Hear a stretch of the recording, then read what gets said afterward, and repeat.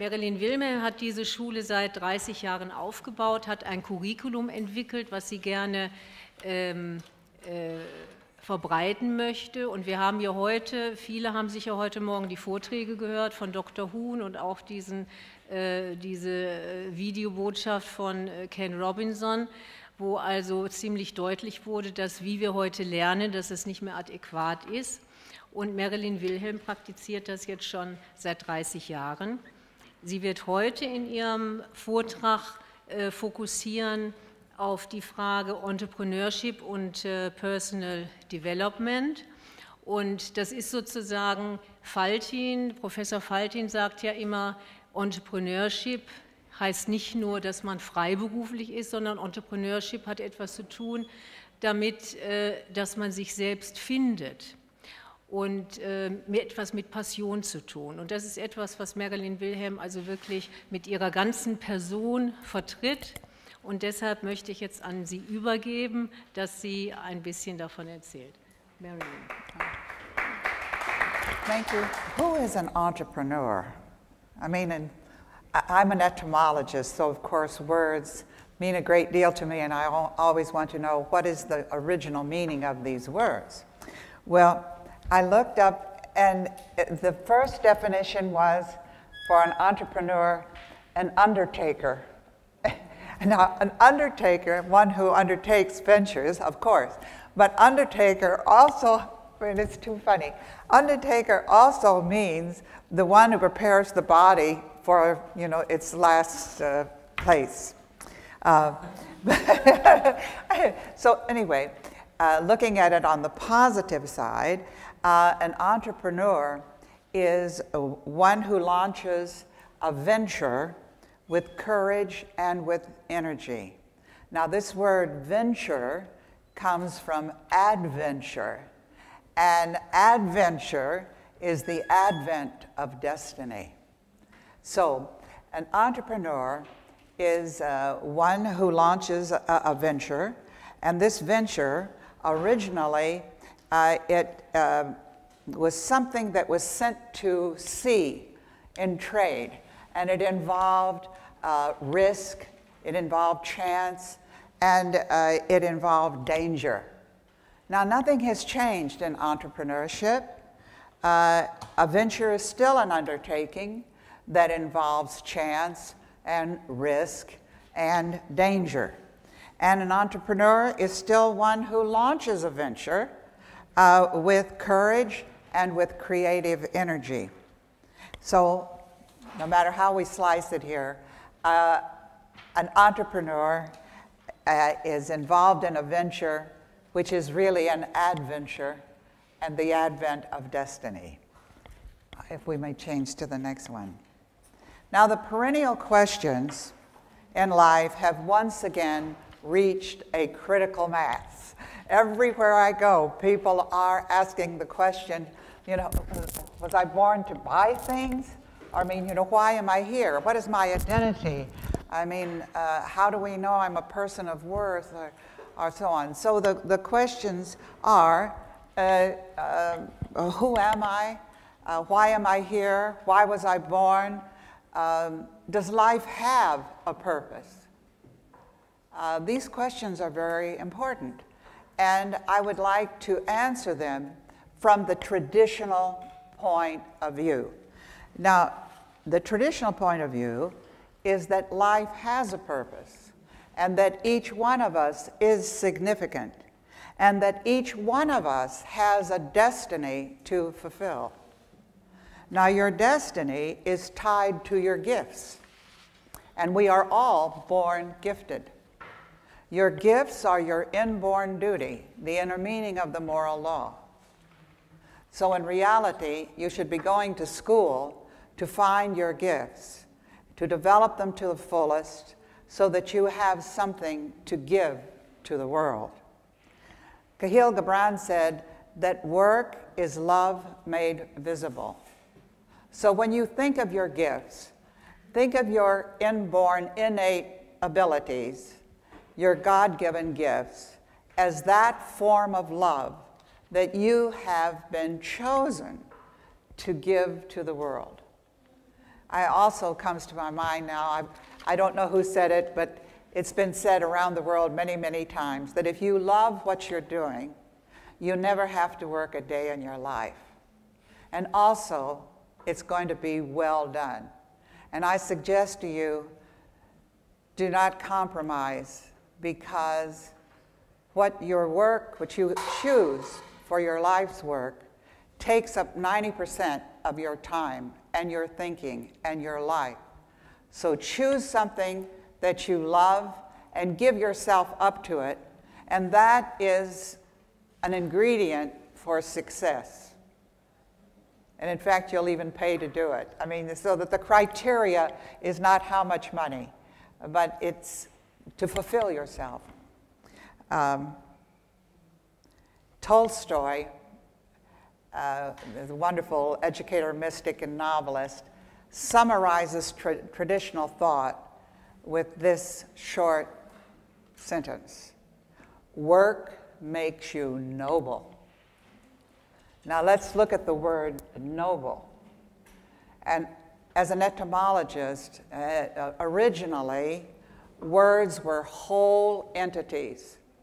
The spiritual and the physical were two aspects of the same word. So in spiritual terms, this word noble, of high birth, meant that you are one who has given birth to your higher self. I love Goethe, and I'm sure you all do too. I would say it in German, but I'm afraid that my accent you would laugh at me. Edel sei der Mensch, but noble let man be, helpful and good, for this alone sets him apart from every being that we can know. You see, along with all these other questions, we should be asking, and a common theme in the curriculum that I have that permeates the whole thing is, what do we mean by human being? Does the concept of human being have any meaning? And what separates us from the other animals? See, these are questions that we should all be asking. All right, and by the way, animal means in-souled being. But the human animal is the only animal that has been endowed with the heart-mind. In Greek, you say nous. When you're centered, you're in touch with your higher self. And that is what ennobles us. And that is also what makes us responsible for everyone and everything. Now, did we have, this is too wonderful. Do you know Remedios Varo's work? She's Spanish. She was from Spain, and then she and her lover went to Paris, and they were at the time of Picasso, and with the, her lover was a poet, Paul Valéry, and that whole group of people. Then the war came, and they went to Mexico. Then after the war, they went back to Paris, but she had fallen in love with Mexico. She married a German and returned to Mexico. Her background, I mean, forgive me, I'm making a detour here, but she's very important, and I hope that you will look into her work. Her father was an engineer, and by the time she was 9 years old, she was doing all of her father's drawings.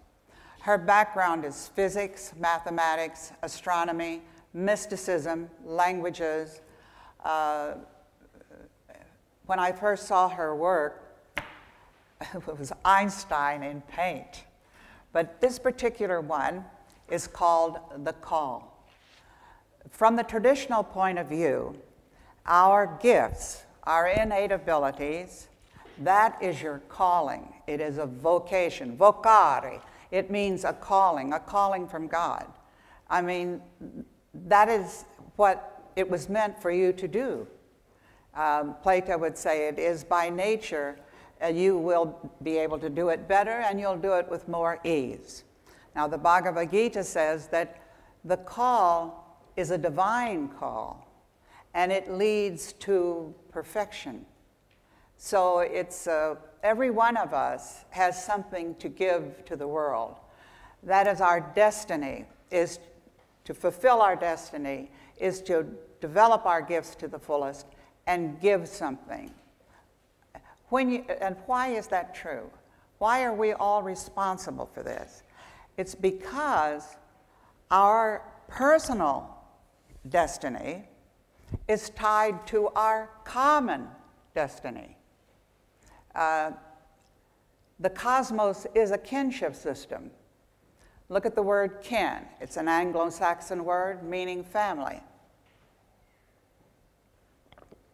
And a ship is a vessel where everyone has a responsibility and a duty to perform to keep the ship afloat. So since we're all in the same boat, everyone has a duty and a responsibility to keep the ship afloat.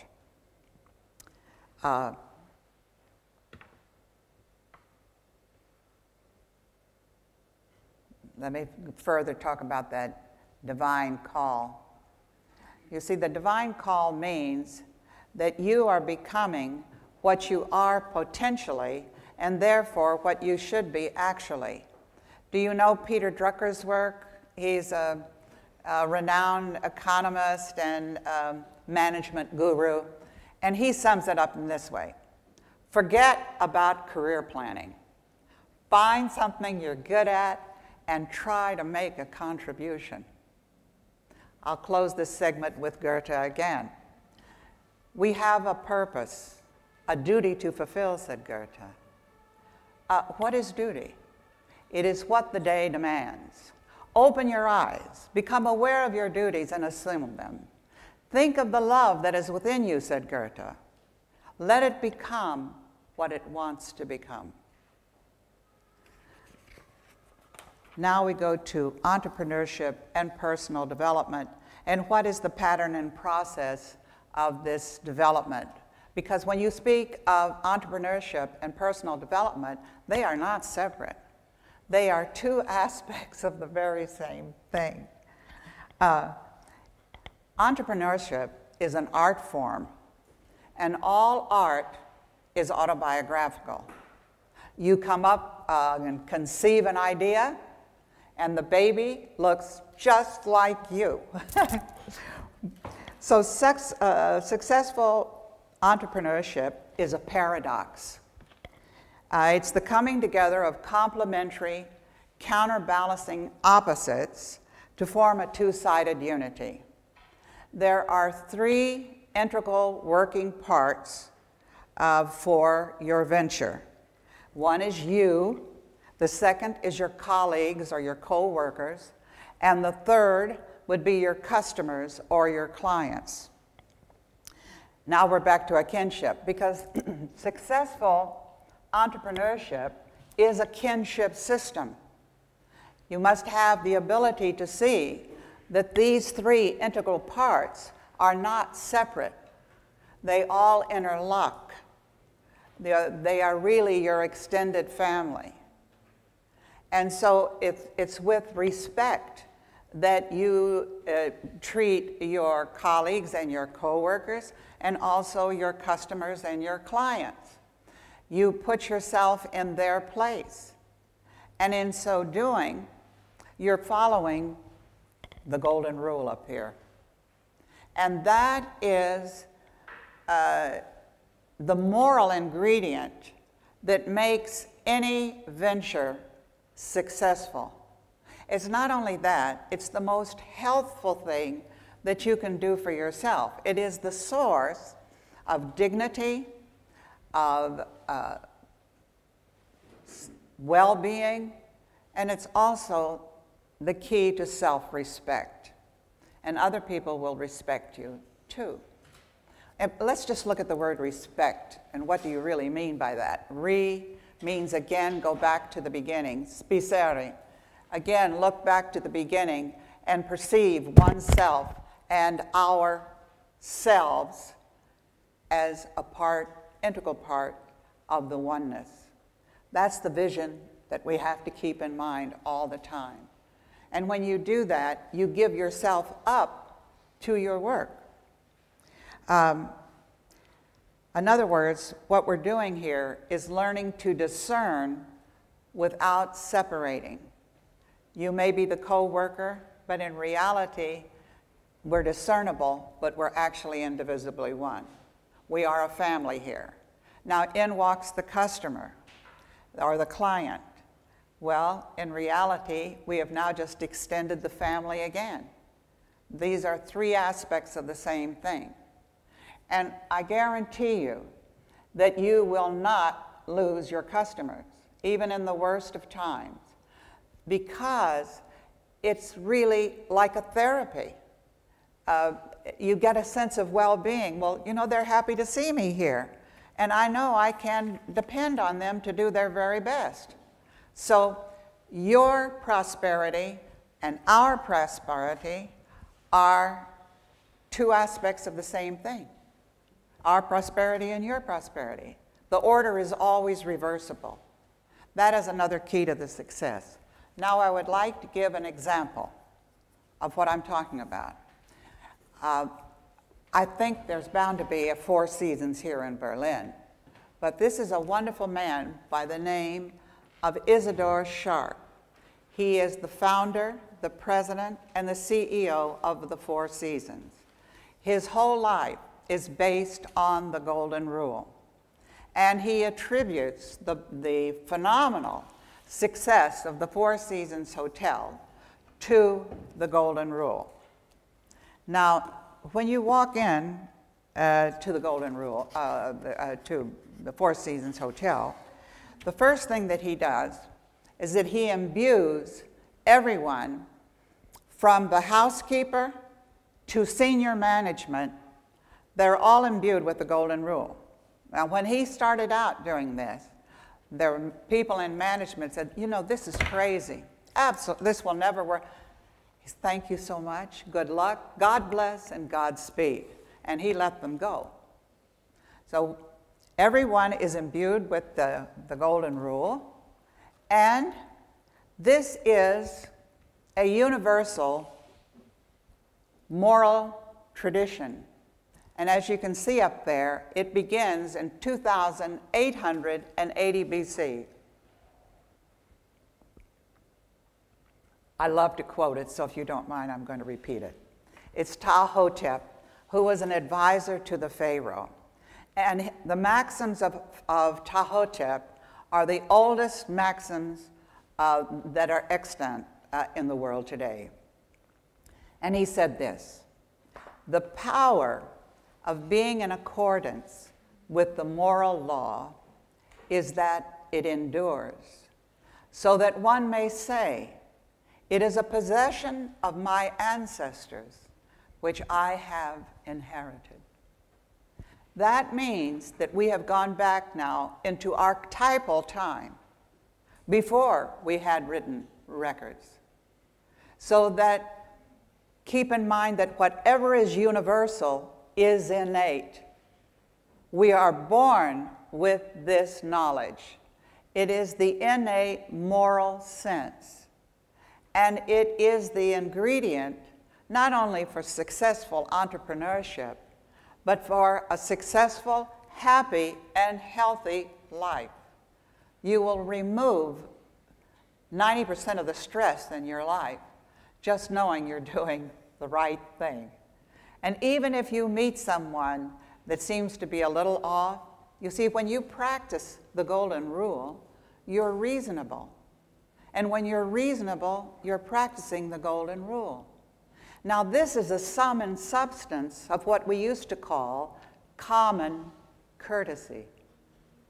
Courtesy, court-a-see. The court is the space in the heart where the ruler dwells, where judgments are made. So courtesy is the action of the court. And so when you are courteous, you're reasonable, you will find that you have become a healer, and this person that is way off, you just remain calm and you keep smiling, and they become reasonable. And God knows we need to be able to find reasonableness in our world today. It's filled with irrationality.